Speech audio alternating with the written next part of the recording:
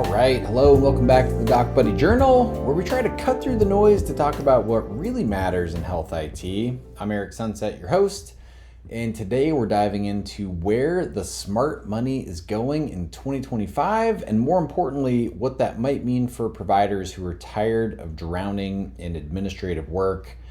Look, we spend our days talking to clinics, ASCs, health systems, groups, and I can tell you firsthand, the healthcare IT landscape is changing quickly. And the question isn't whether you need technology to survive anymore, it's which technologies are actually worth your time and money.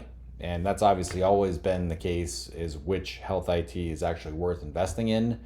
But in the staffing landscape, in the reimbursement landscape here in 2025, and certainly doesn't look like it's going to change a whole lot going into 2026, the right tech is just so much more important now than it ever has been to healthcare. So today we're going to break down a very recent Bain and Company and KLAS, and that's KLAS, KLAS research report on health IT investments, and I'm going to tell you exactly how these trends connect to the real problems you're facing every day. Because at the end of the day, if technology isn't giving you back time to focus on patients, what's the point? So let's get into it. Here's what's happening per the report in the investment world and why you should care even if you're not out there raising money.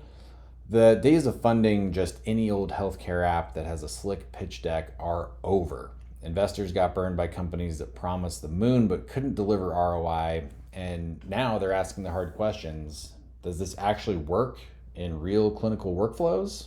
Will my providers actually use it? Can you prove that it saves time or money, or even better, both? And honestly, that's great news for providers because it means the technologies getting funded now are the ones that actually solve problems, not just the ones with the flashiest demos. Man, I could think back to the early days of the Meaningful Use Act and call to mind a couple of vendors that had a really flashy demo, but ended up just being a flash in the pan. And obviously at DocBuddy, we're seeing this shift firsthand. When we talk to new clients, they're not interested in hearing about cool technology. They want to know, how much time will this save my docs? How fast will my operative reports get completed? Will this actually integrate with my EHR, or is this going to be another system my team has to log into? And the winners in this new investment landscape are the companies focused on three things: workflow optimization, real interoperability, and measurable time savings. Sound familiar? It should, because that's exactly what we've been building since day one here at DocBuddy. And for the record, day one is all the way back in 2014. So let's pivot a little bit to what remains the hottest topic in healthcare, and that's AI, because it's getting a ton of investment dollars right now. But here's the thing, most of the AI hype to date is just that, hype. And what's getting real traction with investors, and more importantly with providers, is AI that integrates seamlessly into existing workflows. AI that doesn't require you to change how you practice medicine or add extra steps to your day. Think about documentation. Providers are spending up to 2/3 of their time on administrative tasks instead of patient care. And that's just insane. And the really insane part is that hasn't gotten better over time, that's getting worse. So when investors see AI-powered documentation tools that can cut time in half or more, they're going to pay attention. But here's what separates the real solutions from the vaporware. Does the AI understand medical terminology? Can it handle specialty-specific language? Does it work with voice dictation in real time? And critically, does it integrate directly with your EHR, or does it create another system that you have to copy and paste from? At DocBuddy, our AI Note solution was built specifically to answer these questions. We're not trying to replace providers, we're trying to get you out of the office faster so that you can actually have a life. Our voice rec is powered by next-gen technology trained on real medical dictations, and it transfers seamlessly to your EHR. There's no extra steps, no clunky workarounds. And really the investment thesis here is simple. AI that saves providers measurable time while improving accuracy will win. Everything else is just noise. And look, the same principle applies to other AI applications getting investment.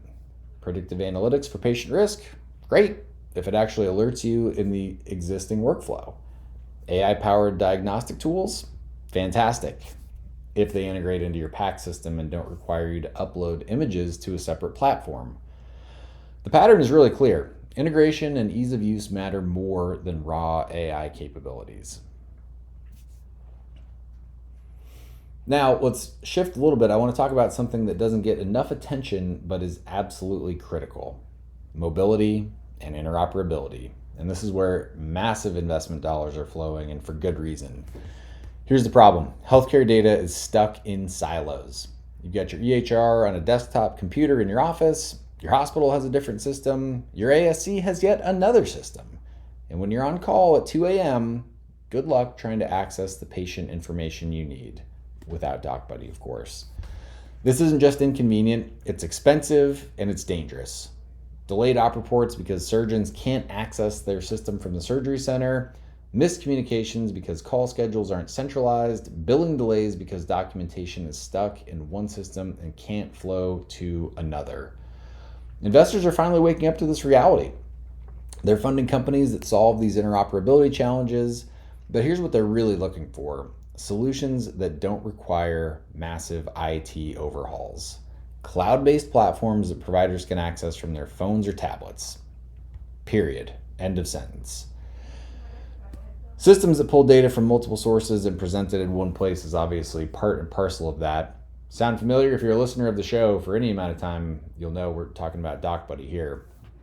And that's literally what we built, again, since day one, going back to 2014, So whether you're in the clinic, on call at the hospital, doing procedures at the surgery center, you got instant access to patient schedules, demographics, medical records, everything you need, centralized and mobile.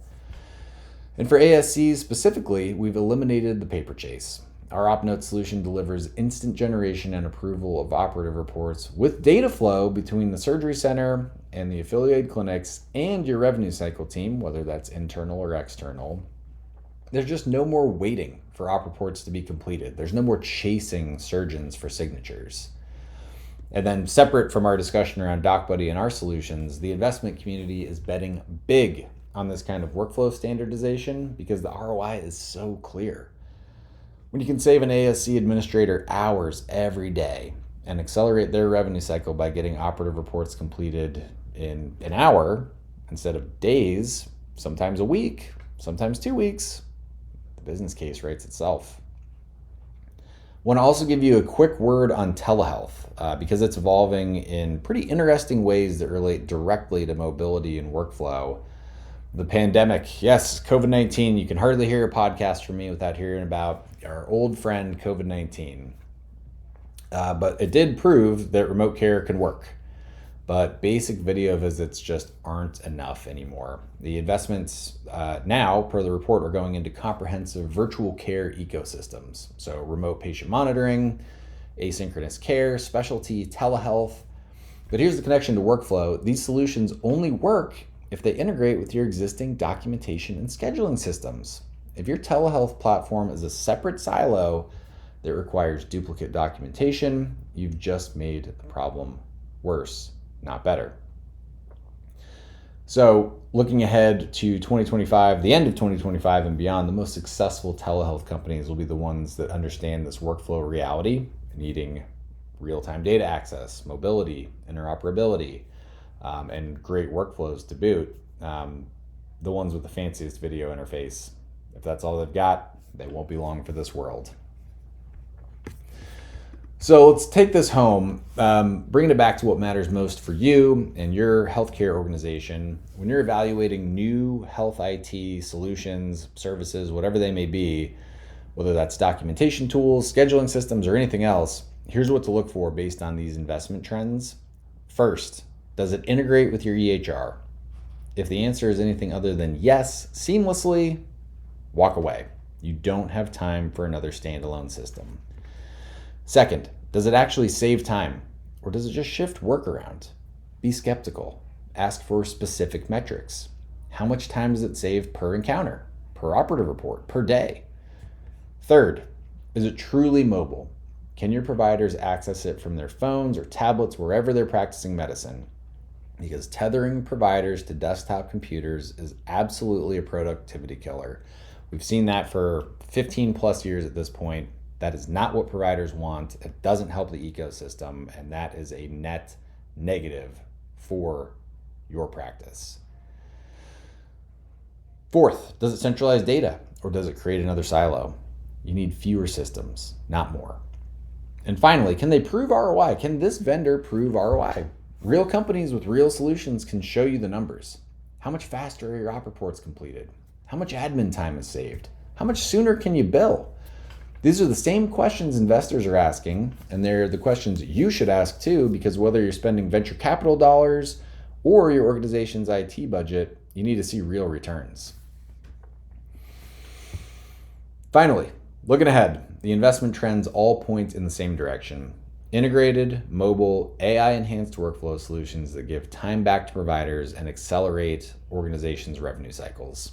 It's not about fancy technology for technology's sake. It's about solving the fundamental problem that's been plaguing healthcare for years. Too much administrative burden and not enough time for patient care. At DocBuddy, as you are very well aware, we've been laser focused on these problems since day one. I've said it a couple times during this show. Laser focused since day one. Our mission's always been to create more time for life and more time for wellness in healthcare for both patients and providers. And everything we're seeing in this investment landscape validates this approach. The companies that will thrive in 2025 and into the future are the ones that providers don't need more tech. They need better workflows augmented by tech. They need systems that work the way they work, not systems that force them to change their practice patterns. So let's put a bow on it.